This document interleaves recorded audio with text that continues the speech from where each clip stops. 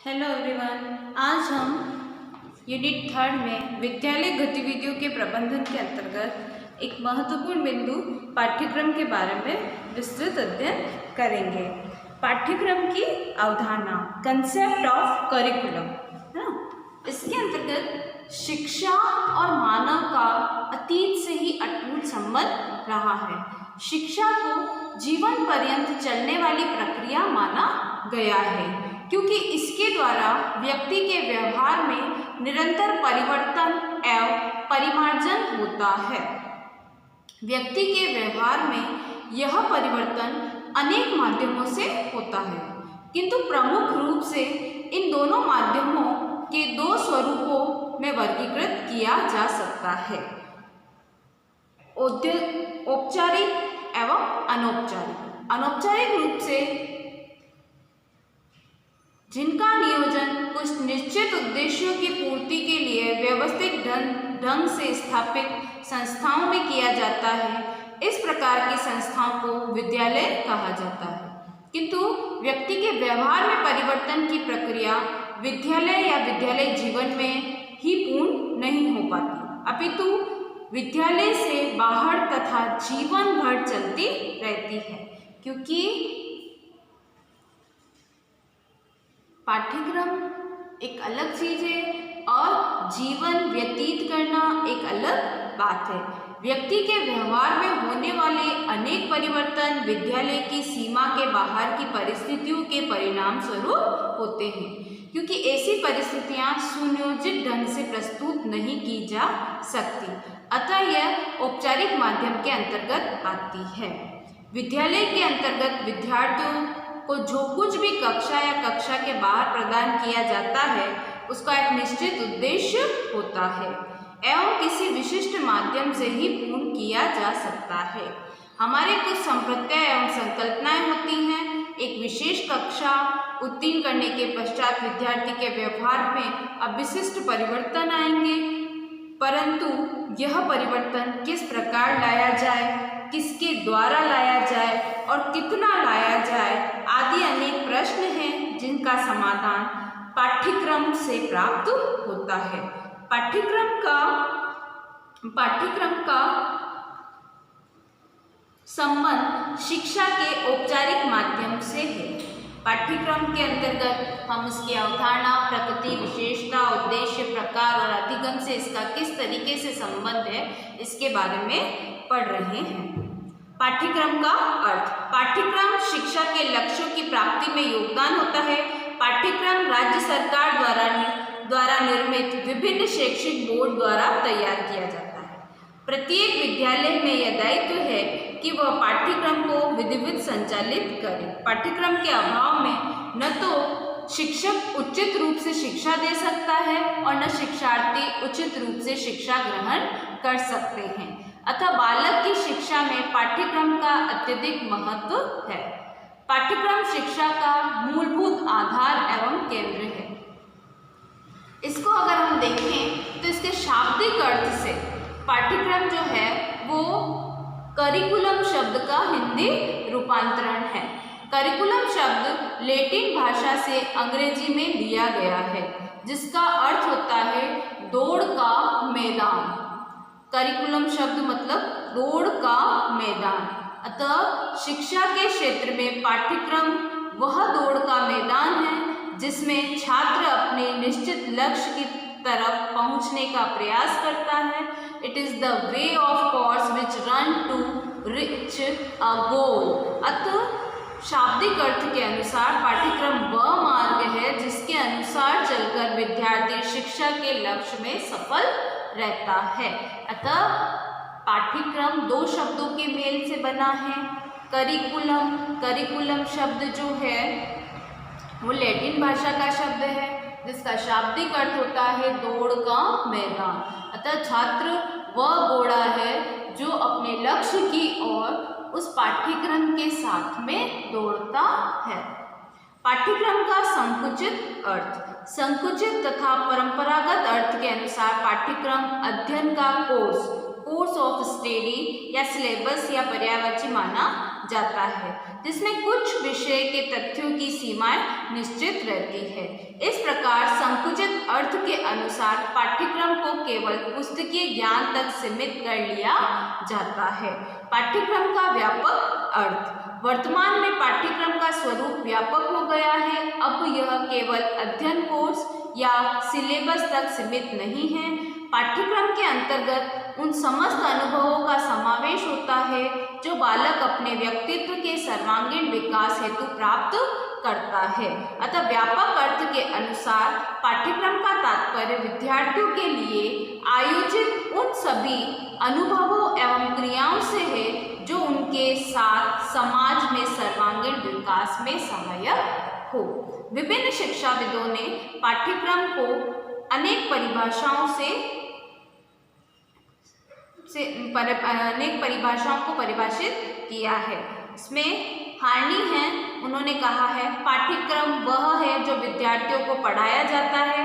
यह सीखने एवं शांतिपूर्ण ढंग से पढ़ने में अधिक सहायक है। इसमें उद्योग, व्यवसाय, ज्ञानोपार्जन, अभ्यास तथा क्रिया सम्मिलित होती है। इट करिकुलम कंगिंगम ने कहा है, it curriculum is tool of the hands, it's the art teacher of the mud this matter according to his objective in his study. Syed ने कहा है पाठ्यक्रम बालक के समायोजन की प्रक्रिया के प्रमुख साधन है। इसमें बालक दैनिक जीवन के कार्यों तथा वातावरण के साथ समायोजन करता है। इसमें बाद में जो क्रियाकलापों को संगठित करता है। क्रो एंड क्रो ने कहा है पाठ्यक्रम में सीखने वाले या बालक के वे सभी अनुभव निहित हैं जिन्हें उन्होंने विद्यालय या उनके बाहर प्राप्त करता है। ये समस्त अनुभव एवं कार्यक्रम में निहित किए जाते हैं जो उनको मानसिक, शारीरिक, संवेगात्मक, सामाजिक, आध्यात्मिक और नैतिक रूप से विकसित होने में सहायक है। सबसे मेन और मुख्य बात है इसमें माध्यमिक शिक्षा आयोग। माध्यमिक शिक्षा आयोग जिसको मुदालियर आयोग भी कहा जाता है, इसके अनुसार पाठ्यक्रम का अर्थ केवल शास्त्रीय विषयों से नहीं है। इनको विद्यालय में परंपरागत ढंग से पढ़ाया जाता है, बल्कि इसमें अनुभवों की संपूर्णता निहित है जिनको बालक बहुत प्रकार की क्रियाओं द्वारा प्राप्त करता है। जो विद्यालय कक्षा कक्ष, पुस्तकालय, प्रयोगशाला, वर्कशॉप, खेल के मैदान, छात्रों एवं शिक्षकों के बीच होने वाले अगणित अनौपचारिक संपर्कों से होती है। इस प्रकार विद्यालय का संपूर्ण जीवन पाठ्यक्रम हो जाता है जो बालक के जीवन के सभी पक्षों को स्पर्श करता है, संतुलित व्यक्तित्व के विकास में सहायता प्रदान कर सकता है। जॉन डीवी ने अनुसार सीखने का विषय या पाठ्यक्रम पदार्थों, विचारों और सिद्धांतों का चित्रण है जो कि उद्देश्यपूर्ण लगातार क्रियान्वयन से साधन या बाधा के रूप में आ जाता है। किलपैट्रिक के अनुसार पाठ्यक्रम वास्तविकता का शैक्षणिक जीवन में संचार करता है। अतः एक शिक्षा शास्त्री है जिनका मत है जो कुछ पढ़ा और जो कुछ सीखा उसकी क्रमबद्धता व्यवस्था को पाठ्यक्रम कहते हैं। अतः शिक्षण कार्य को सुचारू रूप से करने के लिए पाठ्यक्रम अत्यधिक महत्वपूर्ण बिंदु है। पाठ्यक्रम का स्वरूप और प्रकृति। पाठ्यक्रम का संबंध शिक्षा से है। शिक्षा की विभिन्न धारणाओं के अनुरूप ही पाठ्यक्रम की प्रकृति अथवा स्वरूप का निर्धारण होता है। शिक्षा के बारे में दो अवधारणाएं प्रमुख है। पहली प्रचलित और दूसरी संकुचित, जिसके अनुसार शिक्षा केवल पुस्तकीय ज्ञान तक सीमित होती है और परीक्षा उत्तीर्ण करने इसका एकमात्र उद्देश्य होता है। अतः इस अवधारणा पर आधारित पाठ्यक्रम में विभिन्न विषयों के पुस्तकीय ज्ञान तक ही सीमित हो जाता है, परंतु विस्तृत अर्थ में पाठ्यक्रम के अंतर्गत वे सभी अनुभव आ जाते हैं जिनको एक नई पीढ़ी अपनी पुरानी पीढ़ी से प्राप्त करती है। साथ ही विद्यालय में रहते हुए शिक्षक के संरक्षण एवं मार्गदर्शन में विद्यार्थियों की जो भी क्रियाएं करता है वे सभी पाठ्यक्रम के अंतर्गत आती हैं तथा इसके अतिरिक्त विभिन्न पाठ्यक्रम सहगामी क्रियाएं भी पाठ्यक्रम का ही अंग है। अतः वर्तमान में पाठ्यक्रम से अभिप्राय उसके विस्तृत स्वरूप से लिया जाता है। सभ्यता के साथ शिक्षा का भी स्वरूप बदलता रहा है। आदिकाल में शिक्षा का स्वरूप पूर्णतया अनौपचारिक था। यह किसी एक क्रम या विधि से नहीं बंधी थी। उस समय बालकों की शिक्षा परिवार और समाज की जीवनचर्या के मध्य चलती रहती थी। बालक उनमें भागीदारी बनकर प्रत्यक्ष अनुभव निरीक्षण के माध्यम से अपने बड़ों एवं पूर्वजों के अनुभव सुनकर शिक्षा प्राप्त करता था। किंतु सभ्यता के विकास के साथ साथ मानव के ज्ञान कोश में निरंतर वृद्धि होती गई तथा मनुष्य के जीवन में जटिलताएं एवं विविधताएं आती गई। परिणाम स्वरूप व्यक्ति के पास समय और समाधान का अभाव होने लगा। इससे शिक्षा अपूर्ण रहने लगी। प्रत्येक विकासशाली समाज में अपने बालकों को समुचित शिक्षा प्राप्त करने के उद्देश्य से इसे क्रमबद्ध एवं विविधता वाला बनाने का प्रयास प्रारंभ किया। विद्यालयों के उद्भव एवं स्थापना से इनके प्रयासों का परिणाम ही उत्तरदायी समाज में क्षेत्रों में एवं अनुभव में एवं औपचारिक माध्यम से जीवन उपयोगी शिक्षा समुचित ढंग से प्रदान करने के लिए शिक्षा के विभिन्न विषयों तथा तथ्यों की व्यवस्था करना प्रारंभ की, जिनके माध्यम से ज्ञान राशि निश्चित एवं निर्धारित की गई तथा उसे एक पाठ्यक्रम का नाम दिया गया। अतः इस प्रकार पाठ्यक्रम अध्ययन का क्रम एक निरंतर चलने वाली एक स्वतंत्र प्रक्रिया के रूप में बन गया। किसी भी अच्छे पाठ्यक्रम में अग्रलिखित बिंदु होने चाहिए। मतलब अच्छे पाठ्यक्रम में व्यक्ति और समाज से संबंधित अनुभव को ध्यान में रखा जाता है। पाठ्यक्रम में उन सभी बातों का समावेश किया जाता है जो जीवन की आवश्यकताओं से संबंधित हैं। पाठ्यक्रम जीवन के सभी पहलुओं अर्थात स्वस्थ मस्तिष्क और सभी से संबंधित होना चाहिए। जिस हेतु शिक्षा दी जा रही है वह स्पष्ट होनी चाहिए, साथ ही साथ उन उद्देश्यों को पूर्ण करने वाली होनी चाहिए कि जो पढ़ाया जाना चाहिए वो भी स्पष्ट उल्लेख में हो। पाठ्यक्रम शिक्षा के सैद्धांतिक और व्यवहारिक दोनों ही पक्षों को उचित स्थान होता है, क्योंकि यदि विचार किया जाए कि जीवन में उन सिद्धांतों के क्या मूल्य हैं जिन्हें व्यवहार में नहीं लाया जा सके। अच्छा पाठ्यक्रम वह है जिसमें बालकों के सामान्य शैक्षिक स्तर का ध्यान रखा जाए। छोटी कक्षाओं में बालकों को साहित्यिक कहानियों को और भी अधिक समझा सकें। कक्षाओं को सरल पाठ हो, निरस बन जाते हैं तथा तथ्यों को पाठ्यक्रम के उचित रूप से ध्यान में रखना चाहिए। पाठ्यक्रम सभी उद्देश्यों पर आधारित हो। यदि ऐसा ना हुआ तो उद्देश्यों की पूर्ति संभव नहीं हो सकेगी। जिसकी पूर्ति के लिए पाठ्यक्रम का निर्माण किया गया है उन उद्देश्यों की पूर्ति पाठ्यक्रम करता हो। इन सबसे बढ़कर और सबसे अधिक पूर्ण बात यह है कि पाठ्यक्रम लचीला फ्लेक्सिबल होना चाहिए, क्योंकि न तो जीवन के सिद्धांतों और मान्यता सदैव एक जैसी रहती है और न ही वातावरण में अपरिवर्तनशील है, परंतु अच्छा पाठ्यक्रम वह है जिसमें व्यक्ति और वातावरण के समायोजन को उचित स्थान रखा जाए। इस दृष्टि से पाठ्यक्रम ऐसा हो जिसे वातावरण में के साथ बदलने का भी प्रयास किया जाए। हम जिस जनरेशन को हम पढ़ा रहे हैं, हमारी पढ़ाई में और जो जनरेशन पढ़ रही है उसकी पढ़ाई में भी डिफरेंस है। वो डिफरेंस क्यों है? क्योंकि ये जनरेशन गैप है। ये जनरेशन गैप जो है वो एनवायरनमेंट को लेके और उसके साथ में हमारी वर्तमान आवश्यकताओं के अनुरूप, अगर अब हम चाहें कि हम गुरुकुल पद्धति से पढ़ें तो क्या वो पॉसिबल है? क्या वो रिलेशनशिप है एक स्टूडेंट एक टीचर में? क्या वो पीपुल रिलेशनशिप है जो पहले के जैसे कि पितृव्रत व्यवहार करते थे? तो अभी तो अगर किसी स्टूडेंट से टीचर ज़्यादा तेज आवाज़ में बात करे तो वो भी हाइपर हो जाता है। तो कहने का मतलब ये है उस वातावरण में चेंजेस हैं, उन कंसेप्ट में चेंजेस हैं, उसके साथ में वर्तमान आवश्यकताओं की पूर्ति करने वाली शिक्षा होनी चाहिए। पाठ्यक्रम में नए नए इन्वेंशन किए जा रहे हैं जैसे हम देखते हैं कि छोटे बच्चों की जो बुक्स आती है उस बुक्स के साथ में अब सीडी भी प्रोवाइड की जाती है। जो जैसे साइंस वगैरह की जो बुक है उनके साथ में सीडी आ जाएगी कि उनका प्रोनाउंसिएशन कैसे करते हैं, वो प्रैक्टिकल कैसे किए जा रहे हैं, आप उसको ऑडियो विजुअल एड्स के द्वारा देख सकते हैं, है ना। तो ये चीज़ें क्या होती है, सरल बनाई जा रही है, बोधगम्य बनाई जा रही है, बच्चे में वो ज्ञान स्थायी हो उसके लिए बनाई जा रही है। तो पाठ्यक्रम जो उनकी नॉलेज में जिस स्तर के वो बच्चे हैं वो उनके आसानी से बोधगम्य उस विषय वस्तु को कर सकते हैं। पाठ्यक्रम के उद्देश्य। पाठ्यक्रम चिंतनशील मानव के लिए आधार प्रस्तुत कर बुद्धि का विकास करता है, क्योंकि इसमें बालक सत्य एवं असत्य को पहचान सकता है।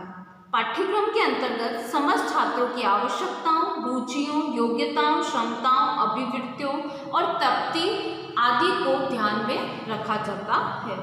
पाठ्यक्रम छात्रों को सामाजिक एवं सांस्कृतिक विज्ञानों, कलाओं, धर्मों के साथ परस्पर घनिष्ठ संपर्क द्वारा मूल्यों का निर्धारण करने के योग्य बनाता है। पाठ्यक्रम ऐसे वातावरण का सृजन करता है जहाँ पर चिंतन, तर्क, निर्णय, निरीक्षण शक्तियों आदि का विकास संभव हो सके। यहाँ छात्रों को प्रजातांत्रिक देश को सफल नागरिक बनाने के लिए तैयार किया जाता है। सत्य, सेवा, त्याग, परोपकार, सहयोग, प्रेम मनुष्य के नैसर्गिक गुणों को विकसित करके उन्हीं के अनुसार आचरण करना पाठ्यक्रम का प्रमुख उद्देश्य है। पाठ्यक्रम में सामाजिक दृष्टिकोण एवं संबंधों का विकास करने का भी उद्देश्य है। पाठ्यक्रम का उद्देश्य यह है कि बालकों को अपनी राष्ट्रीय विरासत को समझने और उसमें निष्ठा रखने के योग्य बनाए। हम जो भी कंसेप्ट पढ़ते हैं या जो भी अवधारणाएं, जैसे कि अभी जो छोटे बच्चों की जो हिंदी की बुक है उसमें अभी लेटेस्ट में अभी न्यूज़ में बता रहे हैं कि वीर सावरकर के नाम के आगे वीर लगाएं या सावरकर ही रहने दें आदि कुछ ऐसे बातें हैं जो राष्ट्रीय विरासत है या जो राष्ट्रीय के जो जो व्यक्ति हुए हैं, जो नेता हुए हैं, उनकी जो जीवनियाँ उन्हें पढ़ाई जाती है, उन्हें मोटिवेट करने के लिए पढ़ाई जाती है, उनके द्वारा किए गए कार्यों का वर्णन करने के लिए पढ़ाई जाती है ताकि उनसे वो इंस्पायर हो सके। पाठ्यक्रम के प्रकार। पाठ्यक्रम के प्रकार के अंतर्गत सबसे पहला है बाल केंद्रित पाठ्यक्रम, चाइल्ड सेंटर करिकुलम। बाल केंद्रित पाठ्यक्रम का तात्पर्य उस पाठ्यक्रम से है जिसका संगठन बालकों की प्रवृत्तियों, रुचियों, आवश्यकताओं आदि को ध्यान में रखकर किया जाता है। यह पाठ्यक्रम बालकों की मनोवैज्ञानिक विशेषताओं पर आधारित होता है। इन पाठ्यक्रमों में जो भी विषय रखे जाते हैं वे बालकों के विकास के स्तर, रुचि एवं आवश्यकताओं के अनुसार होते हैं। बाल केंद्रित शिक्षा के अंतर्गत जैसे कि हम बोलते हैं, हम छोटी क्लास में जैसे नर्सरी क्या है, मतलब छोटे छोटे पौधे। अब वो छोटे छोटे पौधे क्या हैं, हमारी नर्सरी क्या है, हमारे स्कूल में जब हम फर्स्ट क्लास में जाते हैं प्ले ग्रुप आता है, नर्सरी आती है, तो नर्सरी, किंडरगार्टन, केजी की फुल फॉर्म क्या है, किंडरगार्टन, है ना।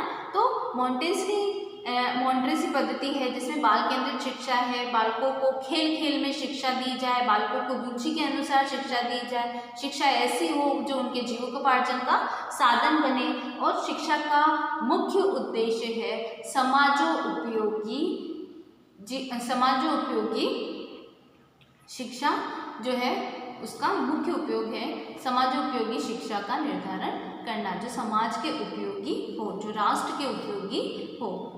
बाल केंद्रित पाठ्यक्रम की विशेषता है, इस पाठ्यक्रम में बाल प्रकृति, बाल की रुचि, अनुभवों, आवश्यकताओं को ध्यान में रखा जाता है। यह प्रकार पाठ्यक्रम में साइकोलॉजी के आधार पर बना हुआ है। पाठ्यक्रम परंपरागत पाठ्यक्रमों के दोष से मुक्त रहना चाहिए। मतलब लाइफ जो पढ़ा रहे हैं, जो एज यूजुअल पढ़ा रहे हैं उसी परिपाटी से पढ़ा रहे हैं। एक छोटा सा एग्जाम्पल है कि जैसे हम अल्फ़ाबेट पढ़ के आए थे, A for Apple, B for ball, लेकिन अब उस विधि में भी डिफरेंट आ गया है क्योंकि हमारे रीडिंग रीडिंग स्किल उसकी इतनी इम्प्रूव नहीं हो रही थी। अब जैसे फोनिक्स आ गए, अ एप्पल, ब बबूल, क कैट, क करली क, है ना, इसके साथ स, द, अ, ड, तो ये रीडिंग करने में, ये मीनिंग की फॉर्मेशन करने में ये फोनिक्स वर्ड जो होते हैं वो उन्हें मदद करते हैं। तो इससे इसकी रीडिंग स्किल इम्प्रूव हुई। अगर हम पुरानी परिपाटी से ही चलते तो क्या ये रीडिंग स्किल इम्प्रूव करने की कोई ट्रिक हमें मिल पाती या फिर कोई नई शैली हमें मिल पाती? तो इस तरीके से लाइफ में परंपरागत पाठ्यक्रम को ही नहीं अपनाना चाहिए, उसमें नई नई विविधता वाला होना चाहिए, बच्चों के लिए रुचिकर वाला होना चाहिए, बच्चों को बोधगम्य वाला होना चाहिए। पाठ्यक्रम, बाल केंद्रित पाठ्यक्रम के विभिन्न दोष भी हैं। इन दोष में बालक अपनी अपनी प्रकृति, रुचि, आवश्यकता एवं समस्याएं होती हैं। पृथक पृथक पाठ्यक्रम निर्माण संभव नहीं है ना। हर बच्चे के अकॉर्डिंग, उसकी रुचि के अकॉर्डिंग पाठ्यक्रम बनाना पॉसिबल नहीं है। बाल केंद्रित पाठ्यक्रम में समाज एवं सामाजिक उत्तरदायित्व की अपेक्षा की जाती है। इन पाठ्यक्रम में विद्यालयों के ज्ञान को क्रमिक एवं सुनियोजित रूप से नहीं प्राप्त किया जा सकता है। बाल केंद्रित पाठ्यक्रम में विषय केंद्रित पाठ्यक्रम के अंतर्गत जो है दूसरा है, पहला है इसमें चाइल्ड सेंटर करिकुलम, नेक्स्ट है विषय केंद्रित पाठ्यक्रम, मतलब सब्जेक्ट सेंटर्ड करिकुलम। विषय केंद्रित पाठ्यक्रम में विषयों के ज्ञान को पृथक पृथक रूप से देने की व्यवस्था होती है। इसमें विभिन्न विषयों पर पुस्तकें लिखी जाती हैं। जिन बालकों को ज्ञान प्राप्त करना होता है उन्हें इस प्रकार से पाठ्यक्रम में पुस्तकों पर बल दिया जाता है कि भारत में इस प्रकार के पाठ्यक्रम पर अधिक बल दिया जाता है। विषय केंद्रित पाठ्यक्रम की विशेषताएं। इस पाठ्यक्रम में एक से अधिक विषय की पाठ्य पुस्तकों को एकीकृत रूप से किया जाता है। पाठ्यक्रम के द्वारा शिक्षा के उद्देश्यों की पूर्ति होती है। इस पाठ्यक्रम में पाठ्य सहगामी क्रियाओं को व्याख्या की जाती है। छात्रों को एक निश्चित ज्ञान राशि प्राप्त होती है। इस प्रकार के पाठ्यक्रम में पाठ्य वस्तु पूर्ण निश्चित होती है।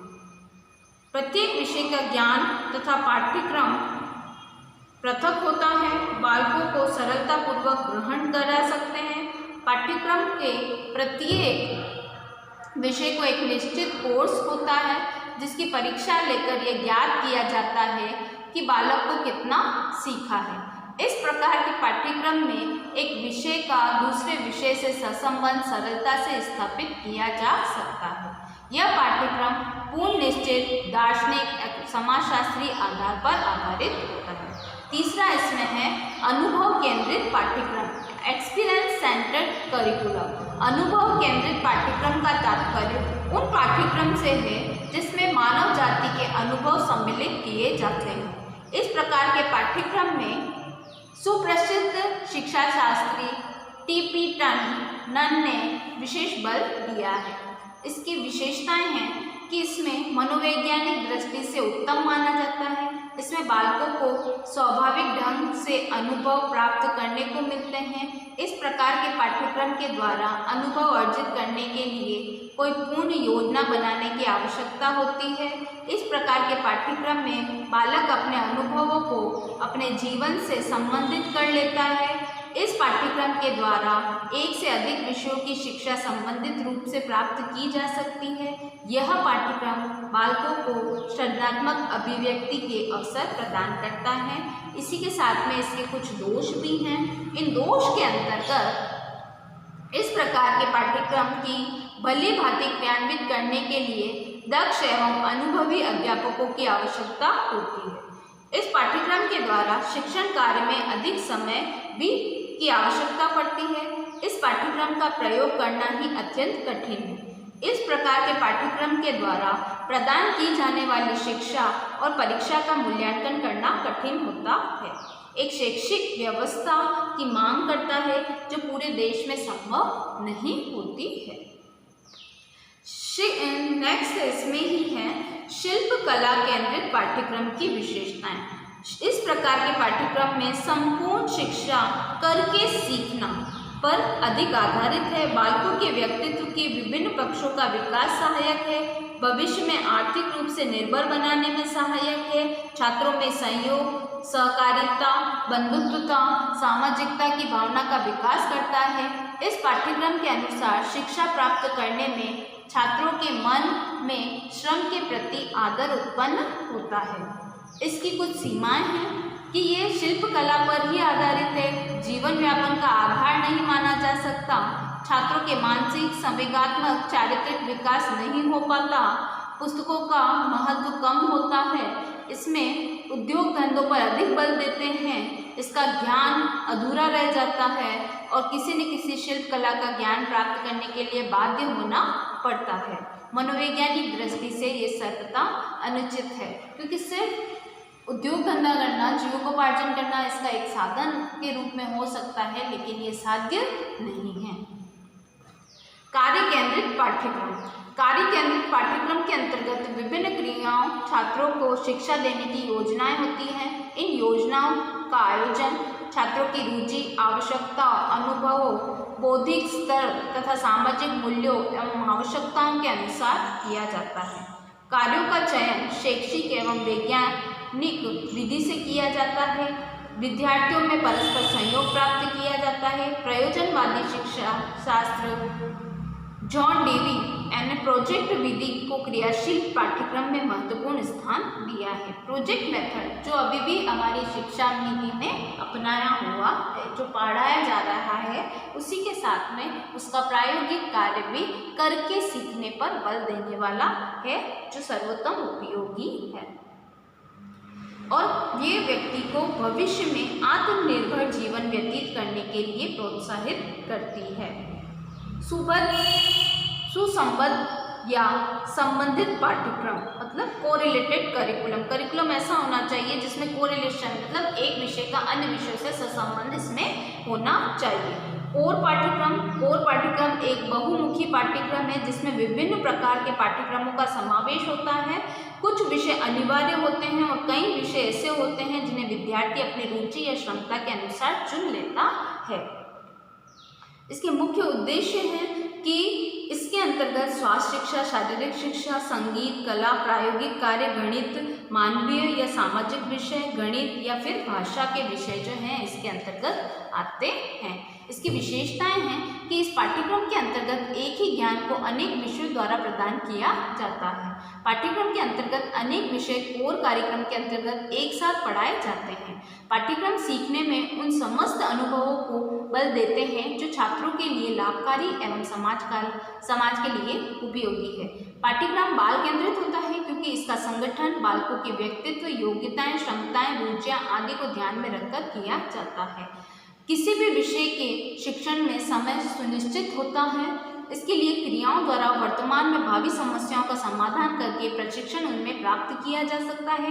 पाठ्यक्रम में शिक्षकों एवं शिक्षण विधियों का चयन भी स्वतंत्रता से किया जा सकता है और अन्य विषयों से इसका संबंध भी स्थापित किया जा सकता है। इसकी कुछ सीमाएं हैं कि कोर पाठ्यक्रम में जो है पाठ्य सहगामी अपर्याप्त होती हैं एवं पाठ्य सहगामी का चयन समस्या के आधार पर भलीभांति हो जाता है।